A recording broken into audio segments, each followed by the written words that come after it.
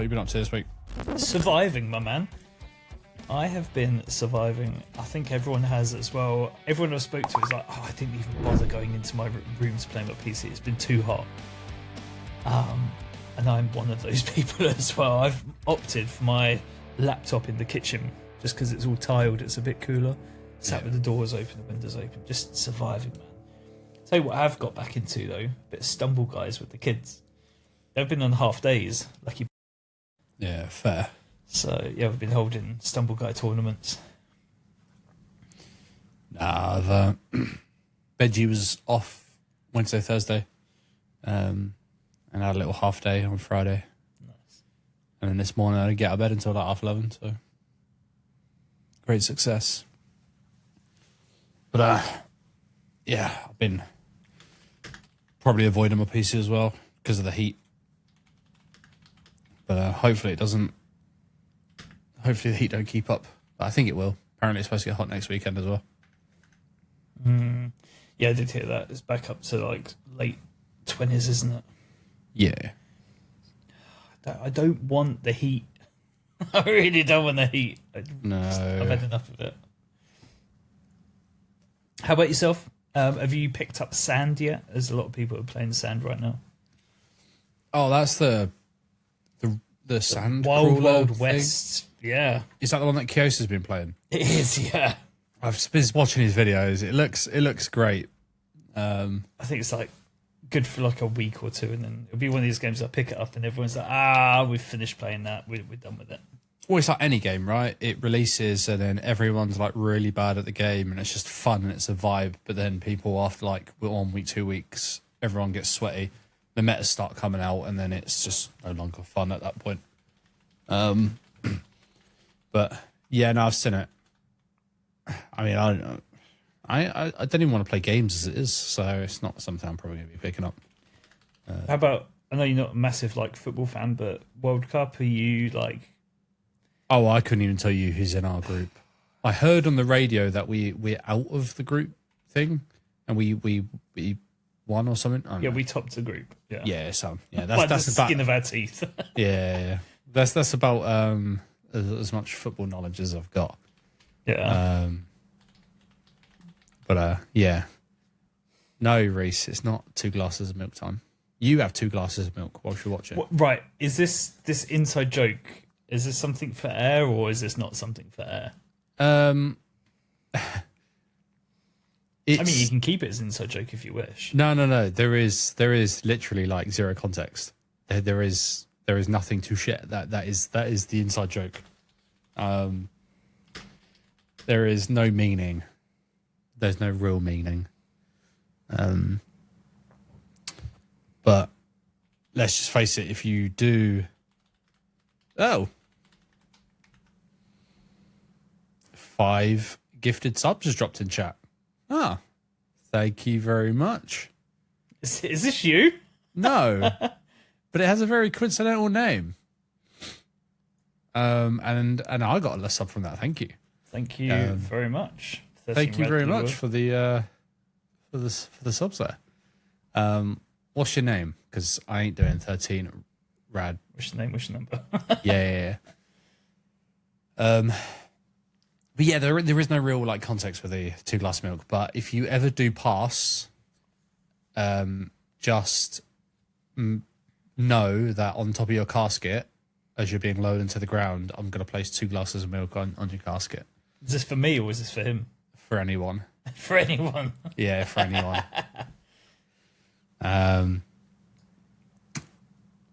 Hand is sitting on your shoulder as you race. All right. Yeah, I wasn't even sub to merge. But you look at that though. I am. Where's my name? It doesn't say it. I have been subbed to the channel for like over like a year or whatever, like a year and a half. So I can be let off every now and then. Just a little bit. Yeah, just a little bit. So you're wearing a relic. Yes. Yeah, a relic of good times gone by. And we won't get those good times anymore. Which one is that one? Is that 68, 69? I'm going to get a hat out. I think it was like 72. 71. 71. That was a good one. Yeah. It was a good year. Yeah. So hello to everyone dribbling into chat. Not that you're actually Just dribbling. Yeah. Half the chat probably is. What's the word? just dribbling. Yeah, just dribbling into chat. Trickling. Trickling, that's the one. Yeah. Those trickling into chat. We are just awaiting with trepid anticipation GFA's arrival. Yeah. Kick-start it off, but we didn't want to leave you guys waiting. It's a good opportunity for me and CJ to catch up as well. A couple of texts earlier talking about potentially LAN party event for next year. Looking forward to seeing where that one goes. Go put out some feelers to some orgs, see who's interested. Reese taking the mick out of my Yeah. about my helmet. It's Fuel got no changes, actually, yeah. scrim missing in it. Allow me. We have to get that. Yeah. Fuel changes. I mean, we brought these up a few times. They have done fuel changes, but they ain't really. They're not really fixing anything. What do you think they are, Knight? That is Knight, isn't it? Yeah, It's Knight. What do you feel about it? Do you think it's good? Do you think it's bad? Do you think it's like not good enough? Because I think they can do more, and they will need to. Change is harsh, yeah. But it does it have the same amount of quantum fuel, or is it just not as economical? So it's got more fuel, it just drains it faster. Because if so, that's probably fine. I need to take a dump, says Pete. Is that your fish tank or your PC? If you talk about this here, this is a Game Boy cabinet, and it's been What? It's been What'd with you call me it? for many years. What'd you call it? A Game Boy cabinet. Oh, okay. There's an M in there. Yeah, the same amount of fuel, with 0.8 SCUs. What did he say? What did you say? Yeah, 0.8 SCU. Okay, yeah, that's crazy. They definitely shouldn't have the same amount of fuel. That's what I'm saying. That I don't know who makes these decisions, and obviously, they're never going to listen to anything sort of like I say, and we don't know the best anyway. But a ship that size shouldn't have the same amount of cargo SCU, and I don't know what's the Ares. What the Ares changed to? I can't remember, but I did see the F8C had like something like 28 units of quantum fuel, and they've reduced that down to like 0.8, and it's had like a 99% decrease. Yeah. Some ships went up though. You know what it is though? They've literally just tried to go, oh crap, people aren't buying the Starlight because refueling's terrible. Let's just make it refuel more things. But then they've not realised it's now got to refuel more things. It can now refuel more things, but it's got to do it more often as well. So you're still going to be slower in terms of travel. But anyway, yeah. Hello, Goodimus. Evening. Raylan is pretty. It is very pretty. The other one though is cooler. I still can't get the image out of my head where it's got like the hands pulling open its arm. Please no. Yeah, it's so good. No. Oh, so they actually nuked the Starlight as well. Okay. I do need some sun. On the underside, I need to like lay there and catch the sun on the underside of my arm.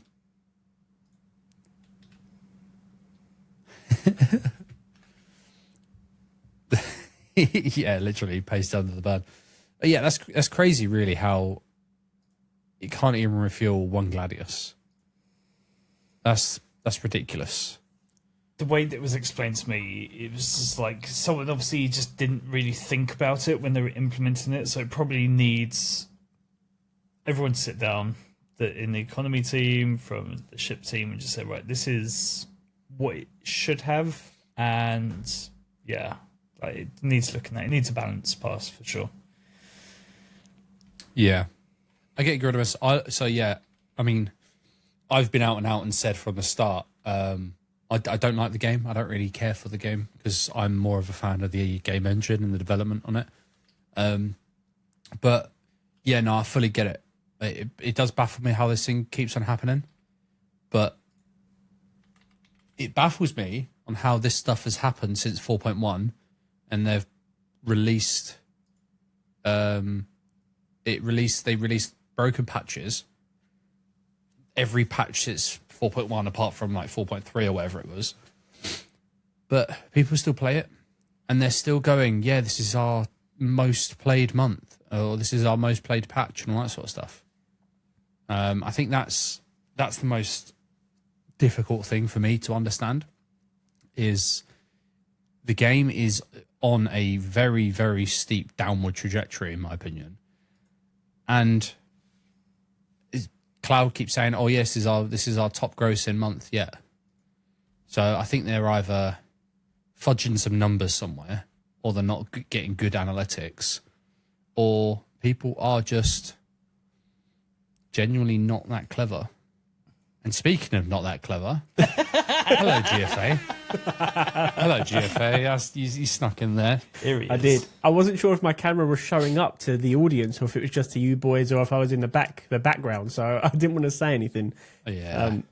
How are we, boys? Sorry, I'm late. Sorry, I'm late, everybody. For anyone on Spotify, a bald man just walked in. I don't know. I'm getting photoshopped in the group chat to be bald as well, so I'll be joining you. What have I missed? I heard you saying that you feel like things are not thinging. It's the same argument that I've had since 4.0. 3.3. Well, not 4.0 hasn't come out yet, but since that sort of timeline. Okay. You just talk about the fuel changes and.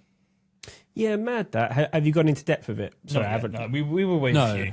We haven't done an intro, so Oh, we're just chatting, just talking. So yeah. Hello, ladies and gentlemen. It is whatever episode we're on.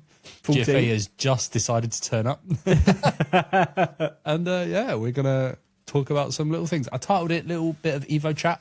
I think maybe we can touch on something like Siege of Orison, because that's coming soon. What we're kind of expecting. and Wave 1, right? Things have gone Wave 1. There's footage of the heavy armor. There's footage of Is it Wave 1? Yep, Wave 1. So people are seeing footage of it now. So we've seen the super heavy armor. We've seen the cargo changes with missiles, which turns into like a crate kind of thing. I don't know if you've seen that, but it's not. It doesn't have any collision, so it's just a visual change. And it was Salty Mike who made a really, really good point. Why bother doing that when they could have done like a missile rack that you load stuff on, then bring it up, and then you can move 6 missiles into your ship in one go, rather than these fake racks that are being shown visually, but you still individually move missiles. It seems really stupid. Yeah. Which I thought was that was bang on. Like, I would love if we could have a big rack that you just. So we're talking about small things and big racks. One missile at a time is craziness. Is all I'm saying. It is, yeah. I mean, I can kind of get it with size 5s and above, because they're big, right? They're big and like chunky to hold, like, and they're easy to move. Size 1s though, like what, the Cutlass Black holds something like 48 size 1 missiles, or so ridiculous. That's going to be easy. That's one of the smallest, like sort of like gunboats, air quotes, to refill. That's going to be crazy. They need to have like magazines almost, like you said. They come in like bigger slabs, and then maybe you can refill them in bulk rather than. Yeah, it's crazy. It is nuts, and it's a really good point. And you've gone through the effort to design the visual change, and it has no collision, so that also worries me for. What's to stop if you put 2 of them in your cargo grid and they kind of filled out? You could probably have someone that kind of sneakily cheeses into the geometry of the rack and hide a little bit, or you could hide an item in there. Technically, you could put like a gun down and it would slip into the rack's geometry. You wouldn't be able to see it. It just feels a little bit silly. Like, why implement something that just, for what reason other than it's an immersion thing, right? There's no benefit to it, to the gameplay. So it just seems silly. But yeah. Yeah, then we spoke quickly about the fueling. Someone said in chat that you can't even refuel a Gladius now with a Starlight. Oh, really? Which is crazy. We have no idea who is making these decisions up. And I would genuinely love to have a chat with them. Like, all of the decisions that they're making recently, all of the decisions, I would love to have a sit down and just have an absolute chat and just work out what in the world are they considering. Like, at what point do you look at a Starlight and go, oh, yeah, that shouldn't be able to refill a Gladius? Yeah. I don't know. I mean, but also they have roughly reduced all of the quantum fuel for every ship by 50%, right? So if your ship before could do like 3 jumps around Stanton, not that much, but you now can't do that. So you're almost guaranteed to run out of fuel with a lot of the smaller ships going from like one planet to another. Yeah. And I get why they want to push refueling gameplay, and that's fine. But they've only introduced AI refueling beacons. There's no player-to-player refueling beacons to send the location for them to jump to you. You can say, "I'll run out of fuel and I'm here," but no one can jump directly to you without inviting them to your party and all that jazz. So it feels like, why make that change now when you haven't implemented player beacons for refueling and it's just AI? Doesn't make any sense at all. Yeah. No. And yeah, agreed. It doesn't make any sense. Knight said the Tiburon has the same amount of cargo fuel, QT fuel, as an Arrow. Like, genuinely, look at the volumetric size of these ships and just make it fit. Well, you can make it fit really easy. You just pour a little bit on the floor and that's it. That's all you need. But like, you could fit and you should have a higher proportion. They've done it the wrong way, right? They've nuked the sizes down when they shouldn't. They should have potentially increased the sizes of certain ships and then changed the efficiency of like the engines. And then that way it burns quantum fuel at a faster rate, which gives you the same outcome in the end, that you have to refuel more often. But like, when we did the maths, who was it did the maths on? Was it Twitchy in Alpha Adani? Did the maths on how many Starfarers it would take to refill a Starfarer. So a Starfarer with its internal tanks empty and its cargo tanks empty as well.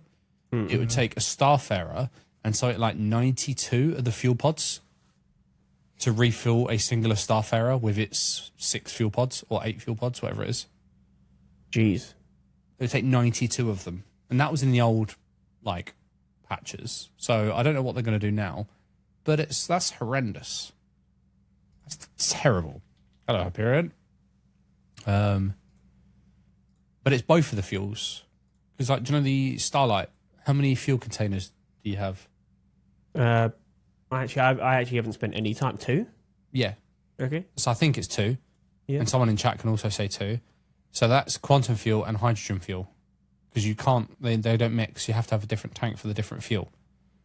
So if you want to refuel quantum and hydrogen, one ship can take like all of your quantum fuel or all of your hydrogen fuel. So now Starlight is only useful to refuel a singular ship on the battlefield. Which, yeah, and it couldn't, if they're reducing the quantum drive range by 50%, you couldn't even you probably couldn't even get that ship to get to a station, if that makes sense. That's crazy, though, isn't it? Yeah, sure. It's just a massive. It will change. It will change once people have got their hands on it and have flown it, and then once the community complains enough, they'll change it. But this happened a while ago. Well, I mean, like a week or 2 ago, and I think one dot froze. No. Oh. Yeah, he has. Oh, is he lost? Have we lost him? Yeah. Wave if you're a normal, intelligent man. No, well, well, can't be then. Yeah, that question. answers that question. But yeah, it obviously it will be fixed when enough folks can play. But why have they not just rolled it back?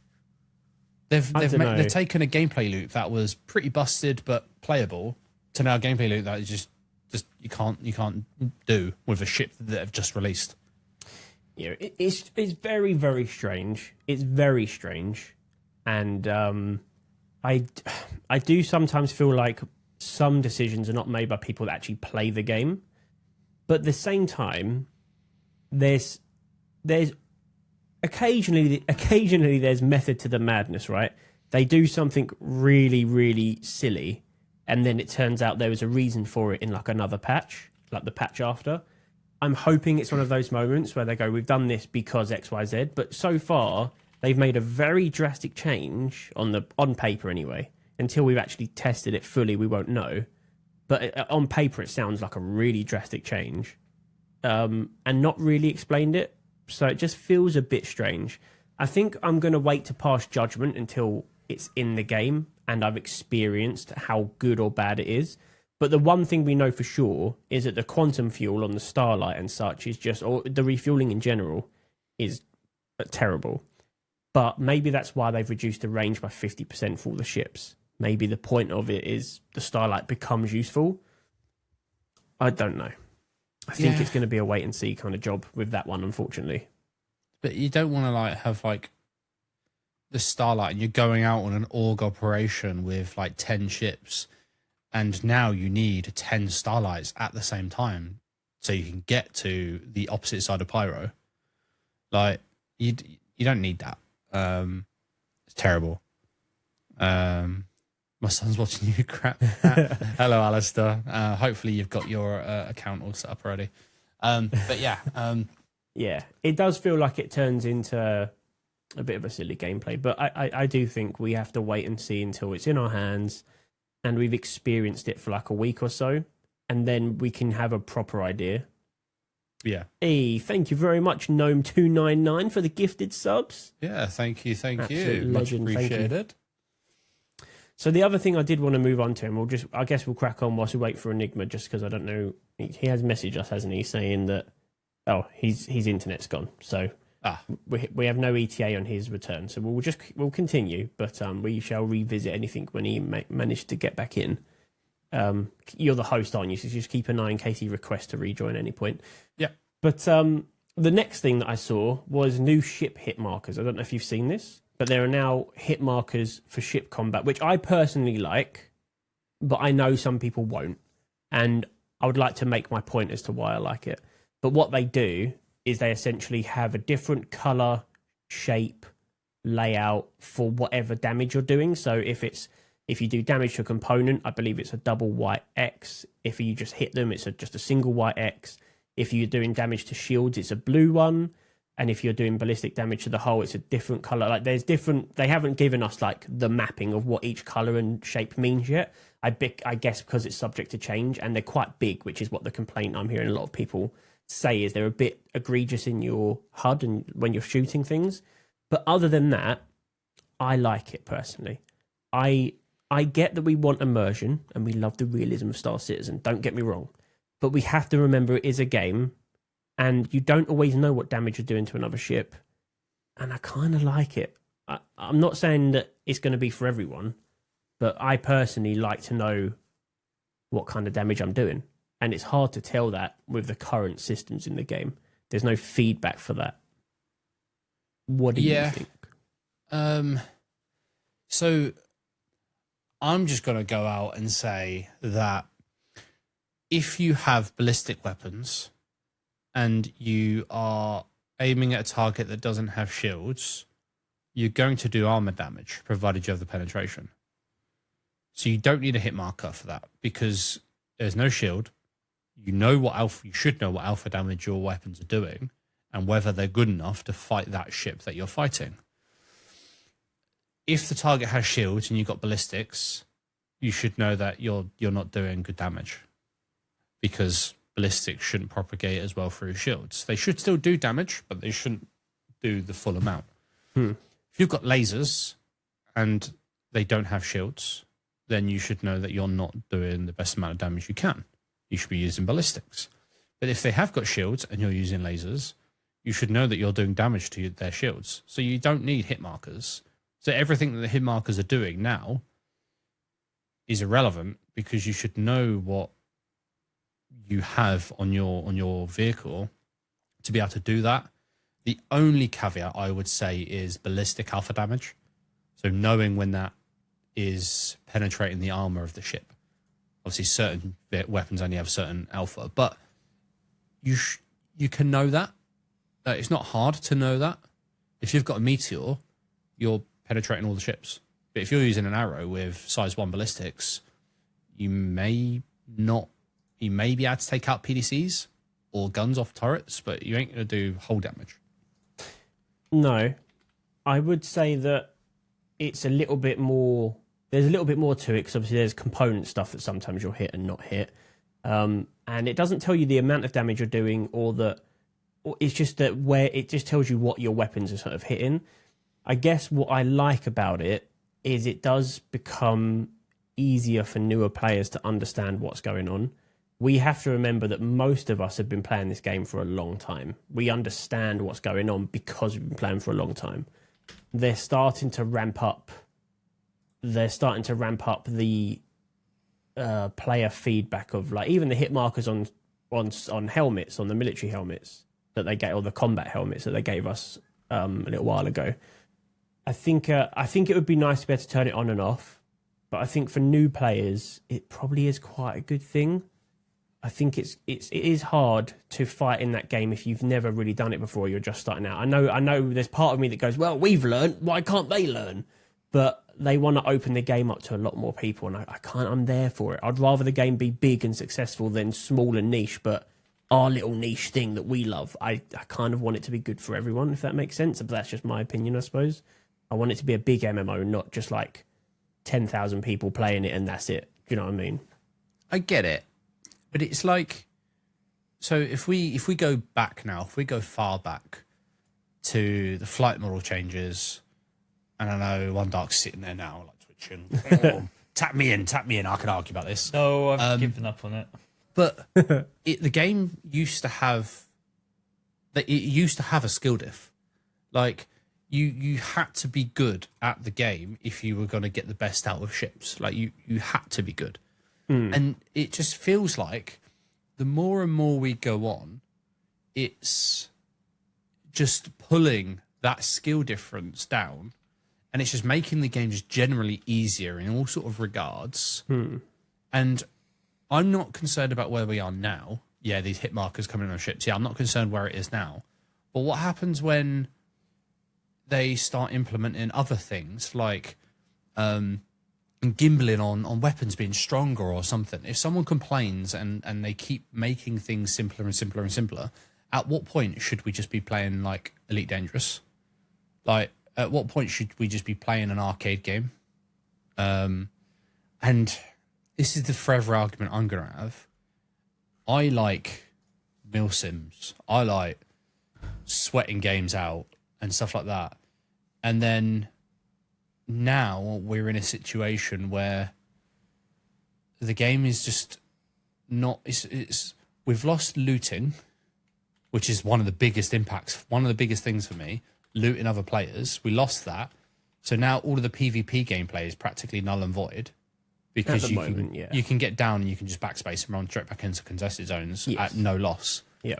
So, like for me, all of the fun parts of the game are gone. But to be fair, that is temporary, right? We know that tier 1 and tier 2 of item recovery is being built. So I get what you're saying. I fully agree. Yeah, it's temporary. But like these field changes, why have they implemented something that had no egregious effect on the game? I don't know. I think adding in item recovery, I was well against item recovery when it came out. Well against. I made a whole video about it, ranting about how rubbish it was and how it's ruining the game. I will say, I personally think that I have played more since because it's less grindy or friction based. Knowing that I'm not going to lose my shop bought armor as well permanently and have to melt it and rebuy it and all stuff like that, I think has made me use all of my armor at least once or twice at minimum. Like, I've used every bit of armor that I've ever bought on the store or that I've ever earned in game that's super rare because I know I can't lose it. Now, am I saying that's right? No, I think we should be able to lose it to an extent, or it should degrade. But that's where the insurance system comes in, and we have to maintain that insurance system to be able to keep it, and others can loot it. So I think when tier 2's in, I think it's going to be perfect. But I do agree with you, but also I do think it has made more people enjoy the game in a different way to be able to use those different armors. The one thing it has ruined is contested zones. There's no two ways about it. That when they brought item recovery tier 0, contested zones became terrible.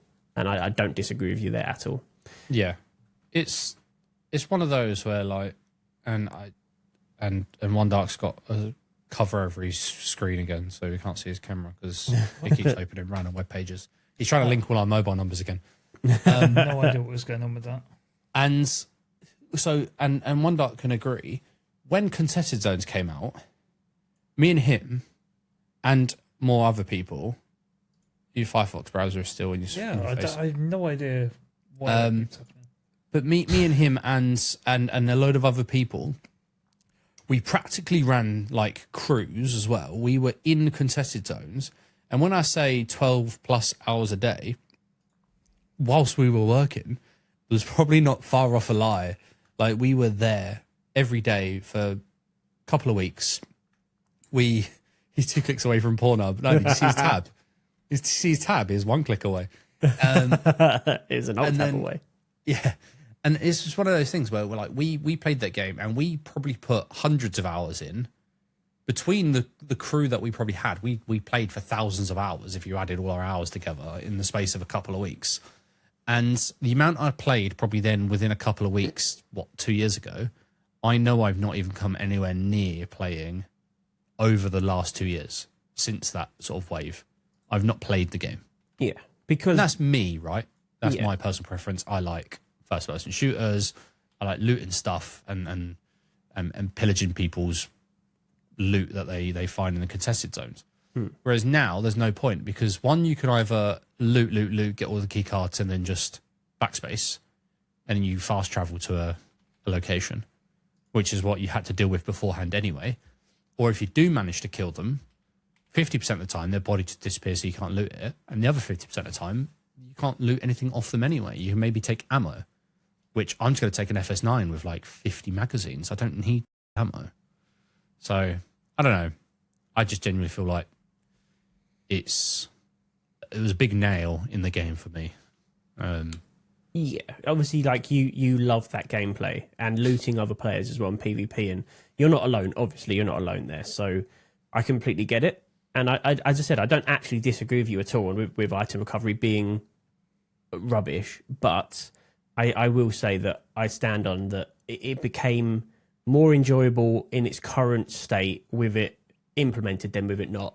Because dying to bugs became less frustrating. I found myself closing the entire game down and sort of rage quitting for the night because of losing like rare stuff that I had on my person at the time, whether it's a rare gun or rare armor, because of a bug. So I completely agree with you, but I think Tier 0 has been net positive for the game, but it has alienated an entire group of people, which is people that like to PvP and loot. And I do not disagree that I think when they implemented it, they sold us the promise of it being temporary, and they said it won't be long before Tier 1 and then Tier 2. And that was like a year and a half ago, or however long it was now. Yep. So, yeah, that's poor form from them. At the end of the day, it's poor form from them. I think I think it's coming. I think they said Tier 1 is very close, and then Tier 2 after that, because we've got craft and we've got the insurance refactor that they've kind of brought in. So, yeah, I know where you're coming from, and I get it. And I understand, just to swing it back to the original point, that it's getting a bit more arcadey in a lot of ways. But arguably, it's also becoming... I'm like you. I love Mill Sims. I love Armour. I love going into that super realistic, immersive VoIP. I wish there was VoIP in Star Citizen that worked perfectly, because at that point, I would never be in Discord. I would only talk through VoIP with my friends if it worked well. I love the immersion, the radio chatter. But equally, I do understand that Star Citizen is such a time sink of a game. There's so much friction and laborious activity, like loading cargo one at a time and stuff, that anything they can do to make it a little bit less like that, I think they should do. and I think the hit markers are not the end of the world. Like, they don't ruin your gameplay for being in. I know you might not like them, but they don't ruin your game by being in the game. When you're shooting something, it doesn't matter whether it's there or not. But for a player that's new and doesn't know what they're doing, it's going to really help them. So it's not really a negative for players that are experienced, because it makes no real difference to them. But players that are brand new to it, it makes their lives easier. And that, in my opinion, again, is a net positive and a win-win all round for the game and the progression. I'd like to hear from Pete, though. He's been AFK. Yeah, my PC is anyway. Yeah, my I don't know what happened. My PC just dropped the connection. Everything physically there. I checked everything was working, so I'd restart. Sorry, I've been lining up a couple of concierge challenges in the background. What was it you wanted to hear my opinion on? You haven't listened to a word. I was. Just remind me. Okay, what are we talking about then?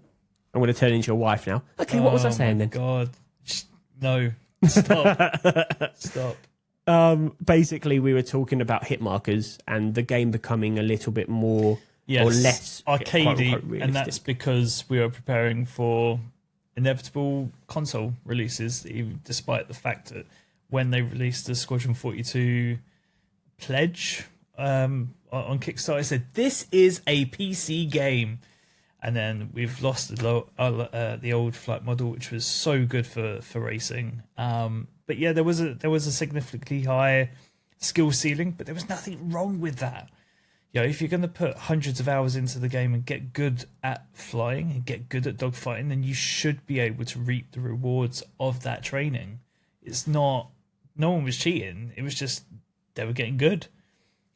We know Chong personally taking on fleets of like 8 ships and still coming out the victor. It was just the way of the game. Like, you want to practice, you want to get good. I mean, we used to see weekly training sessions teaching people how to merge with ships, going head to head, in Arena Commander training. You don't see any of that now. At least not in any of the orgs that I'm in the Discords for. No one is planning training sessions anymore, and it's just a shame, because it's like, well, it's more time on target. If you've got your nose on, generally you're going to win, and that's just the way it rolls. I don't know. I haven't done enough PvP since the changes to say yes or no, but I get what you're saying.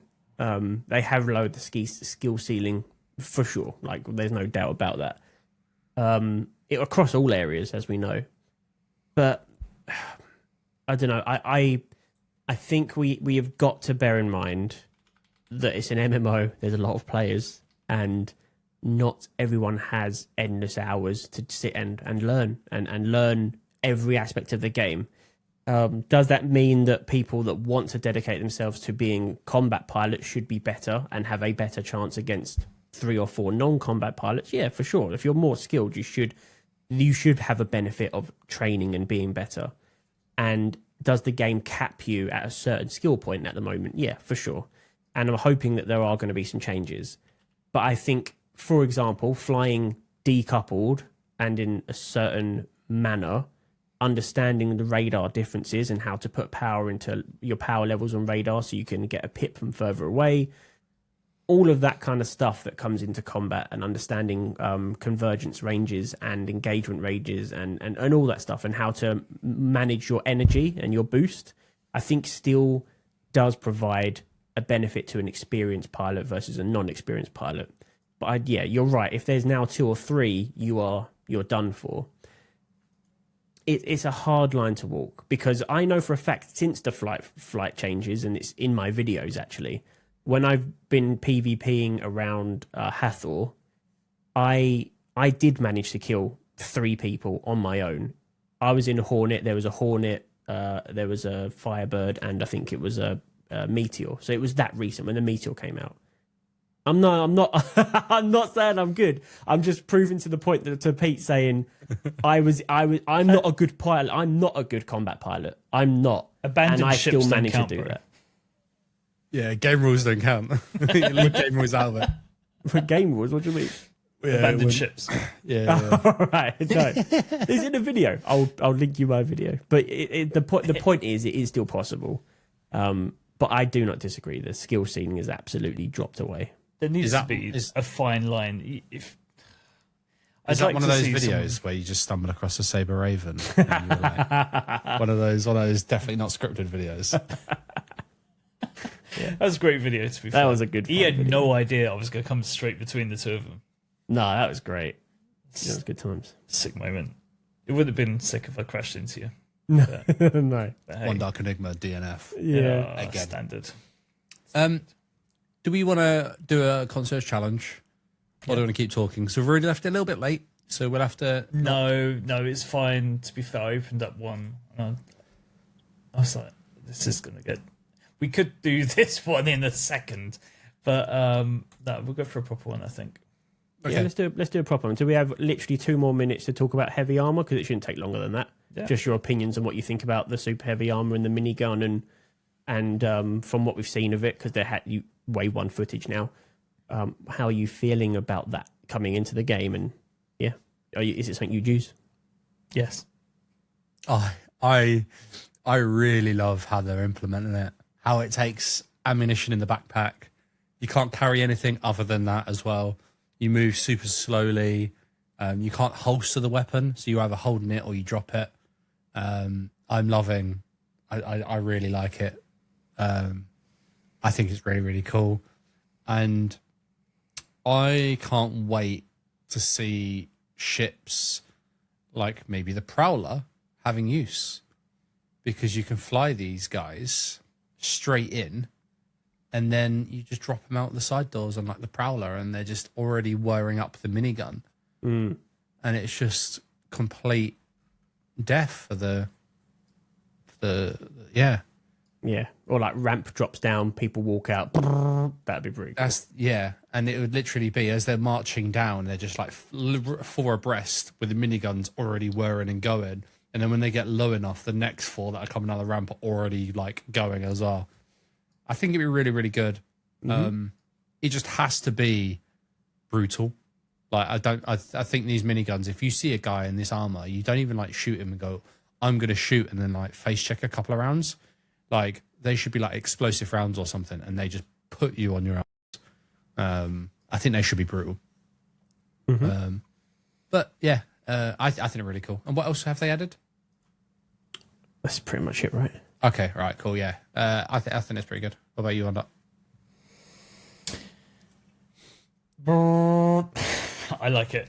Yeah, Into an A10 for a second. kind of share your sentiment, and it's going to be cool if you especially have a couple of just tanks heading towards an objective. But yeah, it's going to be handy to go and take out the Sand Snake and stuff like that. I Especially. think Hyperion's bang on as well. Like, it needs to be something you cannot fly in, and I don't know if you can fly in it. I haven't can. actually seen. You can. Box missions. But Yeah, you that should was be able to. Evo, so I'm assuming that is probably going to change. Yeah. But Yeah. you have should a not be able to fly in it. negative 15 G tolerance, I think it was. So not like 98% like the normal like flight suits are, negative 15. So Yeah. you so much as like turn your engines on, you're gonna pass out. I think that's what it means. I can't help but feel like they should have left it until the suit lockers were working, because then we could have had it standing up in there and gone like kind of like the Fallout 4 power suits, Yeah, the power power armor. That's kind of how I think it should have felt. Like you have to step into it like kind of like a mech, but not quite. Like the would have been ATLS, but like Yeah, you just- kind of like Tony Stark's like the old school Iron Man, where you just like yeah. it just kind of goes around you and you carries on. I think that'd be pretty sweet. I guess they would be worried that you could stack, but they just have it so you can't get in it unless you're just in an undersuit, and then you fly in your overalls or whatever, take them off, put an undersuit on, step into it. I think I would have liked to have seen a suit locker first before they implemented it, but it's very cool. I'm very excited for it, and I'm really excited to have moments of, oh damn, there's 6 guys in heavy armor coming down from that Polaris ramp. We need to get the heck out of here. Or one boom tube will probably sort them all out, so we're fine. Yeah. Well, so Spike said, right, imagine the marketing department in Cloud doesn't exist. Do you reckon it's going to be in the monthly bundle? Oh, it would Right. definitely. Imagine the marketing bundle. Imagine the marketing team don't exist. No, that would be the stupidest thing they could ever do, adding it to a bundle. That is such a pay-to-win thing. Yeah. Right. Then they now have a marketing team. Yeah, is it going to be? Yeah. What do you reckon? $30? Oh, mate. Of course it is. It's going to be the patch bundle, isn't it? And Yeah. And it'd probably be the most sold as well. it's very easy to get your hands on. From wave one, it looks like any bunker you go to just has one out, like guy standing in it. You just kill him and take it. So it's no biggie, really. If you want to waste 20 quid on buying it, go do that. But yeah, I just wish they'd stop selling so much gameplay. I get that it's easy to get for people and it's money for them. So it's kind of like who really loses. But How it would be you nice. feel if they sold a blueprint of this? Fine. And Fine. Then you've got to earn it. You've got to earn the it's resources to build it. just you build it and it looks different to the normal one. That's how all of it should be. Everything that's sold should be a blueprint, other than maybe ships, but arguably in the future, maybe ships as well. But because the cost of them, probably not. But yeah, I think everything sold on the store, every gun, every paint should be blueprints you have to craft. That's just how I feel about it. For stuff like that it holds a significant power. Yeah, Yeah. should be blueprints. No, I think that's actually a really good point if you think about it. If everything you could purchase, so everything you could pledge, you got as a blueprint instead. Imagine the game drops. Or imagine you get one rendition of that armor set, but then you get the blueprint as well. So like the game drops, you lose all your armor. Sick. Now you're at the same level as everybody else, and you have to craft it. I think that'd be It's a fair trade-off. I think that would be a good little trade because you've got that blueprint and it's there, and the blueprint will also come with a skin that you could apply on the base thing. Because like the I'm going to say Palantina armor because I don't know what the super heavy one's called, but you got the Deadbolt set for the Palantino armor, and imagine now you didn't get the Deadbolt Palantino armor, you just got the blueprint for that version of it. Because I think eventually all it should be is the pledges. All they give you is the base version of like an armor set, and then the paint that you can apply. The same way they're doing with ships now. You can no longer buy a Mole Talos edition. You've got a Mole with the Talos paint. I think armor would actually be not that bad being the same. But then you don't have to worry about item recovery because you die, you lose it. You've still got the blueprint. Yeah, that's how it should be. It should be either you insure it and you can get it back with insurance, but it's expensive, or you just have the blueprint.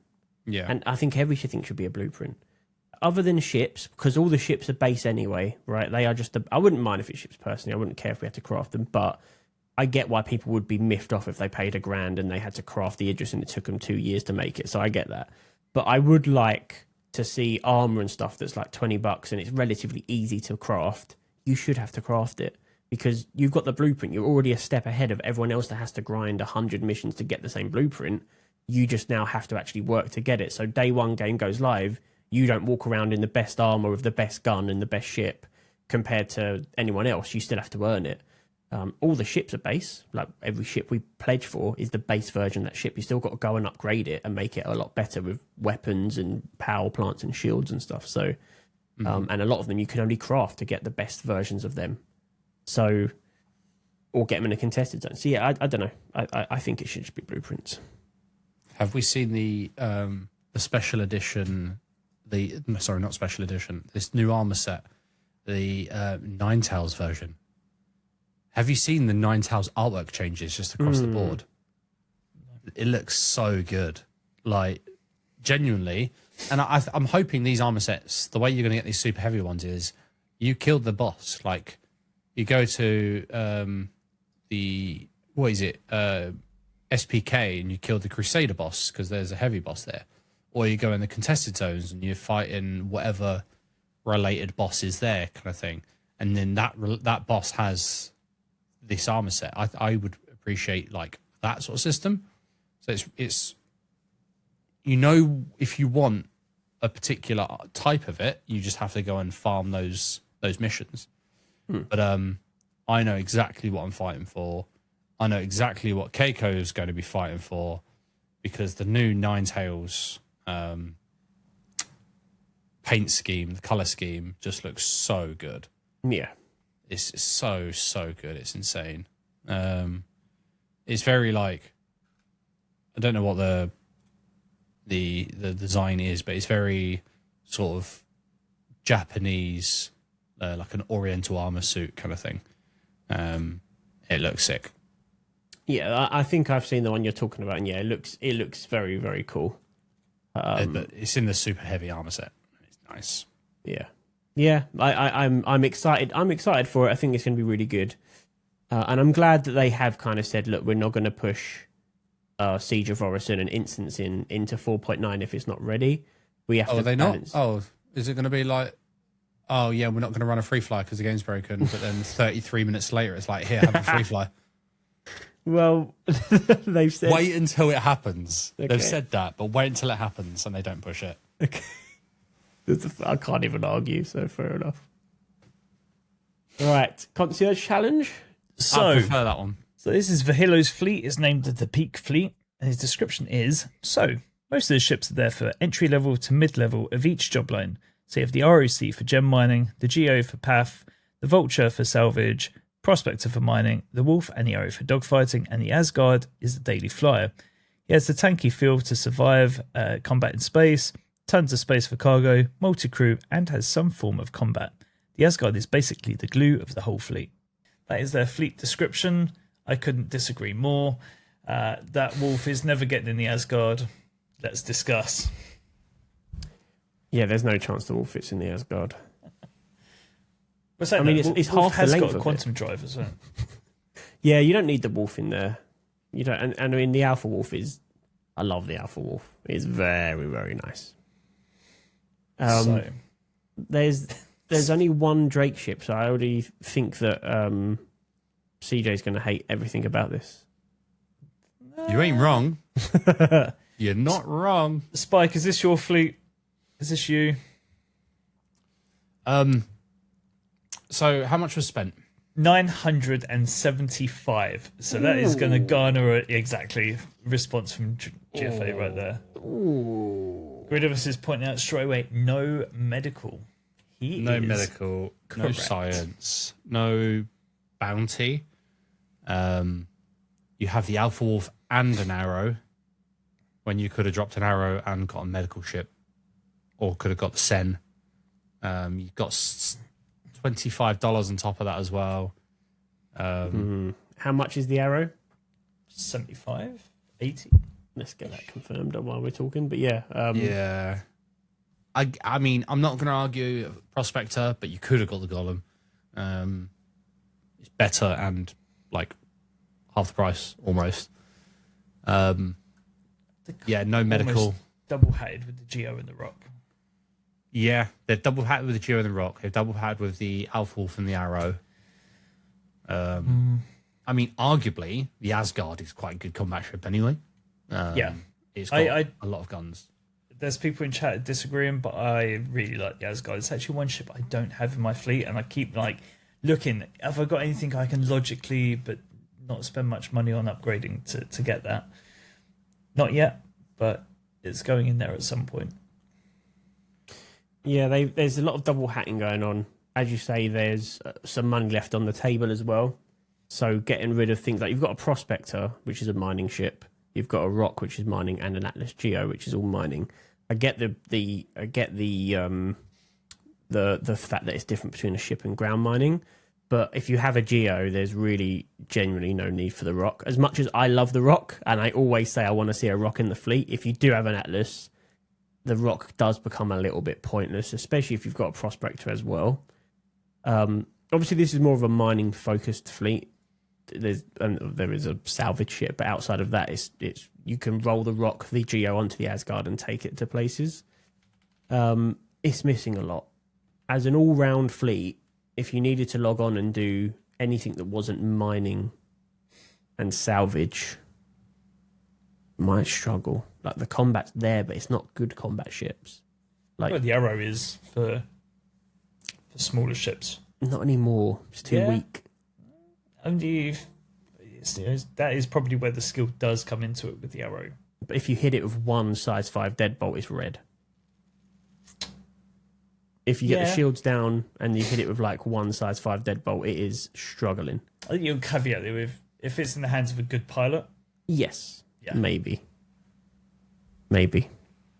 It's the you got to remember the light ship meta has gone away. Even with good pilots, the light ship meta is you take the arrow and try and kill something like an Asgard. You've got no hope unless you've got all ballistics and you manage to pen the shields. The alpha damage just can't get through the shields. So there are levels to the light fighter meta going away, and I do think the wolf's decent, but I would have dropped the arrow. I would have probably dropped the rock and done some more with that.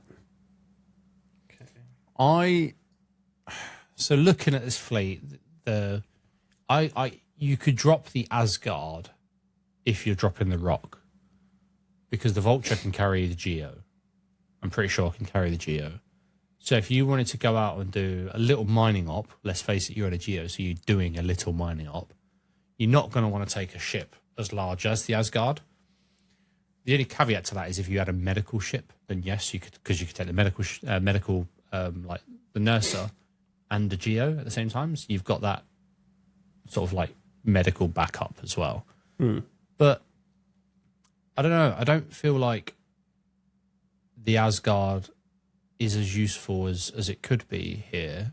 It's not really being used to its full extent. So I would either drop the Asgard, the rock, and the arrow, or I would retain the Asgard and drop the wolf and the arrow in favour of having a medical ship inside the Asgard with the Geo and having that sort of like triple sort of like synergy, the little triangle. Okay. But yeah, I don't know. There's a lot of double tapping, and then there's a lot of empty, like untapped career loops at the same time. So you say you would drop the Asgard. What would you put in its place? I would go for a better all-roundness. I'd go for a bounty hunter, so Cutlass Blue. What's Asgard? 350? Asgard's 75? something like that. It's cheaper than the van. 350. 350, yeah. So I would go for a Cutlass Blue. So I've got interdiction, bounty hunting, sort of nipped. That's And then 175. 175. I would potentially then drop the other cargo ships as well, because you've got Cutlass Blue, don't need it. And then you can take the Geo actually in a blue also. So that's in my fleet that I've chosen for this. It's a very good ship to have. But then Is it really though? 175. I've got I'll keep another the 100. Asgard personally. Yeah. I've got another 175 to play with though, so I can now go for the Starlight for a bit of refueling. Or if I don't, or if I do have that and I drop the Alpha Wolf and the Arrow, I can now have a CAR for a ship, or I drop all of the rock, both fighters, and then I can get a Clipper in there as well. So I've got crafting. I don't know. There's so many different things you could do, and obviously the ones I choose are the best sort of things to do. For you, this is the beautiful thing about the concierge time. Yeah. It is highly subjective. We all like our own. That's the things. thing. I think with these fleets, like, if you're going to go down that avenue, you might as well say get rid of all of it and put this fleet forward instead. We kind of have to pick it. We have to like pivot around like their main ship in the fleet. I would say we can't really say like take it all out, get rid of all of it, because then at that point it's not their challenge anymore. I would say that the Asgard would stay, because that's probably their most pivotal ship. I think it's the ships around the Asgard that we need to look at. And I actually love the Asgard. It's got what, 6 size 6s on it? No, it's not size 6s, 6 size 3s, I think. If you have all those as like deadbolts or I don't know, whatever, so some ballistic weapons, maybe a couple of laser weapons in there to get the shields down, that is a deadly ship. It's got a lot of space in the back, can carry a lot, can do a lot, good for cargo runs, good for vehicle management. I think there's just a ball being dropped. You've got a really good tonk carrier and just a general all-rounder. You should have had, and you've got no ground vehicles. There should be a medical Ursa there at the very least. We've got too much double hatting, and we're £25 below budget, which we know it gets rid of points. I think when you're going for this, in this situation, L22 is $120. You've got, I personally would have dropped the Geo and the Wolf, kept the Asgard, got the Ursa, which is 60. But you say like you would love to have seen a Tonk in there. What's 120s? So now we We've need to never make had 100. one. We never had one, and that would have been really good synergy for me because 120, you've already got 25, so now you need to make $95 up. Drop the Alpha Wolf. Done. There we go. Well, Alpha Wolf is 120. It is 120. It would be Yeah, so just straight swap the Alpha Wolf, and then potentially drop the Rock as well, and now you've got enough for a Nurser. And you can't take the Tonk and the Nurser, Well, but actually, you ain't saying going to that, need to. You can fit both, can't you? drop the Geo. That's 45, and you've got 25 on top, so you've got enough for your Ursa. Yeah. I'm pretty sure you can put both in the back as well. The Tonk fits as well as the Ursa, I'm pretty sure. And the Asgard is Yeah. big. It's But long. at the same time, Yeah. Yeah, you can have a Damn. blister on there. she thick. Yeah, she is thick. The you can Asgard's an take a- amazing ship. That's what I'm saying. That's probably my favourite ship in the fleet. That and I love the Prospector. Prospector, Vulture, Asgard stays. The rest is where I question. The Geo, I think, stays as well. I think the Rock and the Alpha Wolf get rid, get an Ursa, and then whatever you're left with. Yeah, there's so many options. You could do a lot of gameplay for sure. Eason wants to see him drop the Prospector and get the Atlas and the Geo. Interesting. I can Remove see. the Rock. Yeah, Why I not mean, have the a Atlas Rock and than the a Geo. Geo? I can see the Atlas because then you've got the cargo loading capability, I see what you mean. Yeah. so you can load the Asgard better. I would either I mean, if you have an Atlas, I would say drop the Atlas Geo because then you can use the Atlas to like throw the Rock out of the Asgard kind of thing, and just moving everything around would be so much simpler. I just think it's weird having an Asgard Alpha Wolf and an Arrow. Again, I think I sort of like twist a lot of fleets to what I would do because it's the right answer. So it's quite like you said, it is subjective, but there's so many different ways we could have rotated this fleet around and done stuff, which for me doesn't fare well in this situation. I think there's 3 solid choices out of the 7 that's there. And as I say, that's the Vulture, Asgard, Prospector. The rest is questionable. Keep the Arrow for combat. Yeah. And then those last 3, you've already got a mining ship. Do you really need a Geo? You definitely don't need a Rock. Do you really need a Geo? I mean, it's great for caves, but for mining materials, you can always hand mine by hand if you absolutely need to. The Geo just feels like a bit of a waste, same as the Rock. You've got a Prospector to do the main stuff that's going to help you get the crafting materials that you really need. So there's definitely some money on the table there. But there's a bit left over, which is a point deduction for me, because it's quite a substantial amount left over that you could have rejigged, especially if you got rid of one of the ships. You would have had a lot more money to play with. So I don't know if you guys are ready for scores on the doors, but I'm... In chat, throw some Start- scores in. Yeah, start throwing your scores in. out Throw of some 10 your scores. as an 25 all-rounder fleet. There's $25 left over.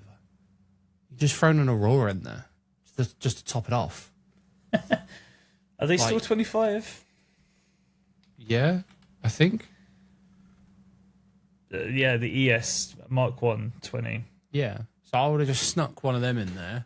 4.8. Gridimus is always so savage every stream. Yeah. Gridimus goes in with the most savage scores. You wait. Whenever we do his, it'll be like, 10. 10. Yeah. It will No. create an alt account just to get a 10. Yeah, but There's Gridimus a lot had, of loops missing. You're right. Gridimus had a good fleet last time, though, didn't he? Yeah. He had a solid fleet. I think he was like a 7 point something. Slum dropping a 5.5 save. From the eyeball, it looks like we've got like a 5.56 average so far. Mm-hmm. Keep the scores coming. Give us your reasons why as well. Is there something that we've missed out? just going to throw it out there as well. So currently we have still Wicker Beast on a 7.98, Dream Smith on a 6.5, Kobe on a 6.1, Night Fire on a 5.5. So, yeah, I mean, Are we being brutal? Like, No. these are lower Nah. scores than the pilot season. I think we've got a better base now. we of realised we started understanding. grading too high. Yeah, you can't grade too high because then you leave the ceiling too up there.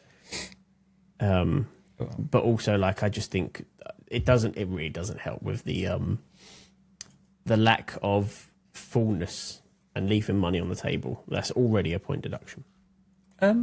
Just quickly, I've just gone to the site to see the leaderboard for myself, and I can't see the concierge challenge button. Yes, Click on your so little picture. yeah, I've tied it up a bit. So go onto your Discord profile. So when you go to the Content Dispatch website, Oh, gotcha. you've got up on the top right, you log in with Discord. So you need Discord to use the Concierge Challenge.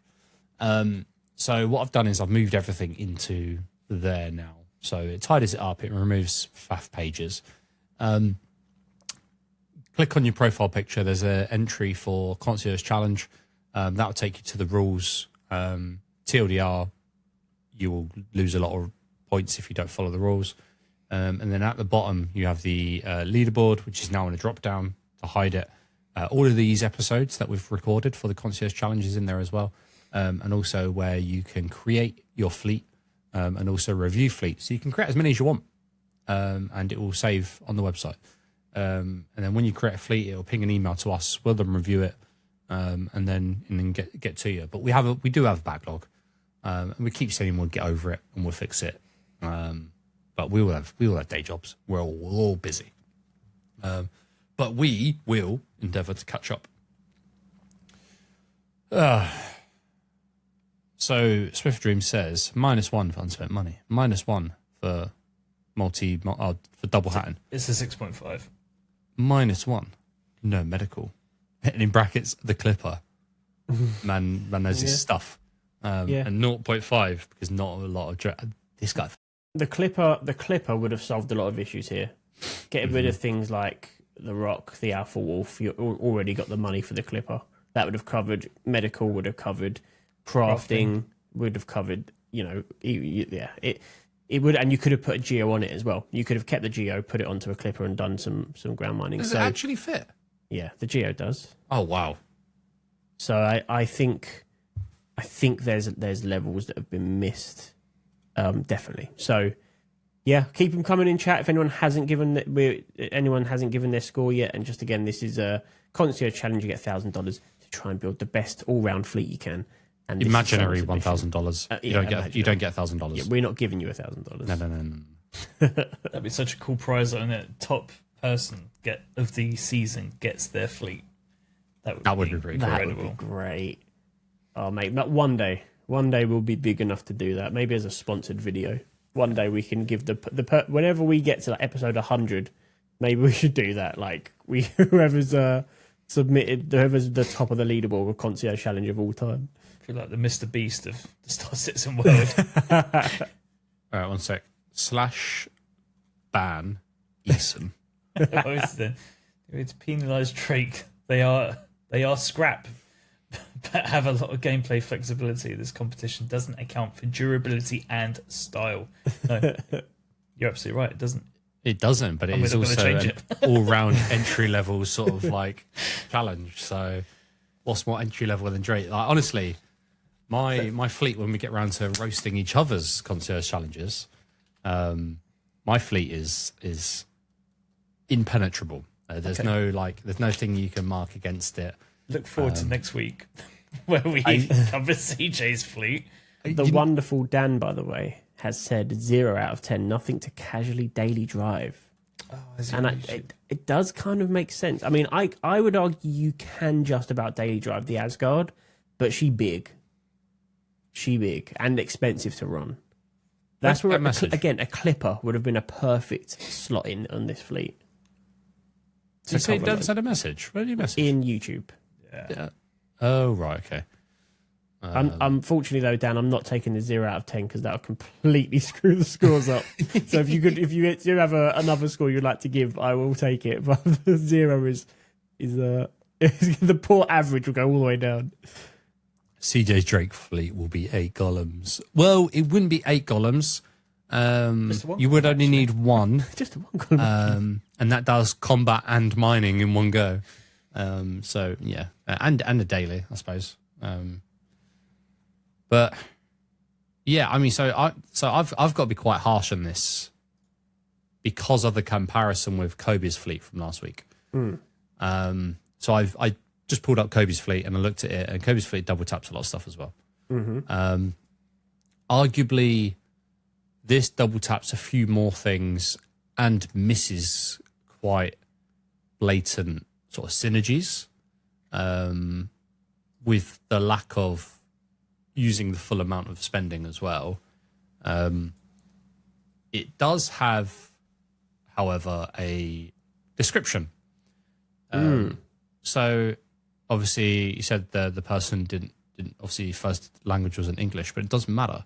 We got the point out. We understood why he has things. Yeah, we did. And it was a decent description as well. There was words, not I got this because AI told me to. So there are points there. Yeah. But yeah. Well, actually, on that point, Kobe did actually comment on the video. It says, to clarify, I didn't use AI to build my fleet. I used it to verify it. The AI itself rejected the Starlancer Max for lacking medical beds, selected the Taurus for cargo, the Cutlass Red for medical, and I personally chose the Gladius over the Mustang Alpha. Could you bring up his fleet on the screen, side by side with this one? Give me a moment. I am going to go and just say, no, we don't do. Just because it's comparing fleets live whilst we're trying to rate someone's. Okay. Yeah, that's fair. However, they would be very near next to each other on our website. I think the when score is going to be it's uploaded. similar. And for what it's worth, I can't remember what we gave last time. Yeah. So I think it will end up being very close. I think we're getting close to vote. Any more scores in chat out of 10? As an all-round fleet, where are you sitting with this? We have pulled it apart. I think we've been maybe a bit I think we're maybe a bit brutal in some areas, but I think there are some very clear wins that have been, some own goals here. There's been some own goals. So, yeah, I think I am going to go with a 6. I'm also a 6. Yeah, I think I'm a 6. I am a 6.5, baby. I love the Asgard. I like it too, but yeah, Not as much as me. no, not. Do you want to put the text up on the screen? Yeah, and I'll work out the chat average if there's any more in. Do you want- Okay, Gridimus has gone to a 5.8. Okay. Yeah, I was teetering. I was trying to find a reason to go down to a 5.5. But I do think because of the description and their it retains a bit. I think the fleet overall was a bit better than Kobe's last week. Just generally laid out, but being short by $25, and as well as missing some easy wins in my eyes that could have been fixed with that $25. I feel does grade it down a bit. It'd be interesting to see because I've seen some 7s in chat, so it should pull the average up. Yeah. So To be clear to everyone watching or listening, this is purely for fun. This is all like just a mental gymnastic exercise. It is just to see what you would fill your $1,000 fleet with. The rules are there just to give people a bit of guidance, but we're pretty fluid. We're all subjective. We like what we like. We dislike what we like. Don't take it too personally if we mark your fleet down. Again, it's just for a bit of fun. It's not like there is actually $1,000 on the line, but there might be one day, but we'll see. But yeah, just take it in the spirit of the game and just have fun with your fleets and put it in your description. Don't take it too seriously. yeah, for sure. But the point is to be an all-rounded Yeah. solo fleet. Try and cover as many loops without ruining your fleet, basically. Well, we've listed the judging criteria as career loop coverage, creativity and synergy, value for money, and presentation and pitch. So value for money straight away Vulture versus the Fortune or Fortuna. It's Fortune, isn't it? Where it was like they've got pros and cons, but realistically, having a Fortune is a con and having a Vulture is a pro. It's not even like the rule of cool with it because it's Misk. But Yeah, it's a con. So, yeah, definitely a con. but then At you can least put 2 the out of same- 3 of us will say con. George is a huge Misk fan, so Yeah. I love Misk. Easton's like, no, this is not. This is war. It's serious, yeah, serious business. Easton, I'd like to see your concierge challenge, please. Yeah, come on, Easton. Put your money where your mouth is, mate. Put your fake money where our mouths are, and do it. Chat, by the way, 6.5 average. 6.5. So I was 6.5. bob on. Yeah. So that takes us to a 6.25 then. Yeah. Nice. Okay. So 6.3. Don't we round up to the nearest one, or are we Yeah, doing okay. 2 decimal places? I think we round up to the nearest one. Do a 3. Makes me feel a bit better for rating them as low as I did. For interest, though, what would the average have been if we put Dan 0 in there? Okay. If we had added Dan 0 to that, the chat average would have been. Hang on.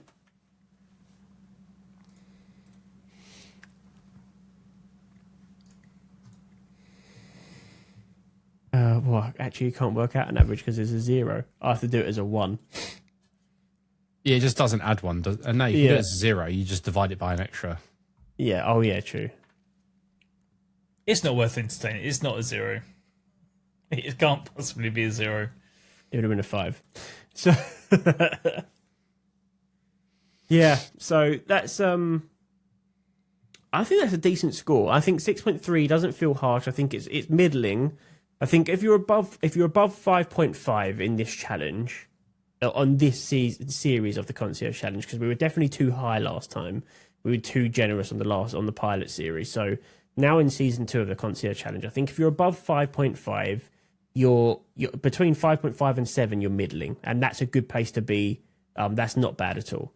If you get above 7, you're doing pretty well. If you get above 8 in this season, you know you've smashed it out the park. I can't wait for you to rate my fleet, and we're getting 10s. I can't wait to give it 2. And everyone's going 10. We have to ignore chat when we do my fleet as well, because it's going to be biased, because I've just been berating everyone for the last year. How much time we got? We could just roll straight into it. No. I don't have. I'm already 21 minutes over the time I wanted It's to fine. be You off can't rate your own fleet anyway. So Alright. I feel like we need Jack back for that one, Yes, it should be all of us. or we can get a guest speaker in. Yeah, we should start doing guest speakers. We have the capability with our platform that we use for streaming, so it would be cool to start getting people to call in. And I have a guest speaker, kind of like on the fence. So we'll see. what we should do, maybe one of the episodes in the future would be quite a fun podcast to do. Anyone and everyone can call in, and they just put a request, and we can maybe do like a topical thing, like with these are the topics we're going to cover. If you want to call in about this topic, put your name against this topic in the Discord, and then we could just get a list of people that want to chime in at certain points. I think that'd be good. Get some chat integration if they're happy to be on camera or just a voice, whatever. Yeah. On camera preferably, because then you're held accountable if you start saying some mad stuff on stream. Yeah, fair. You're right. So if you're on camera, you might not be as brave. So I think that's probably the way to do it. Yeah, all good.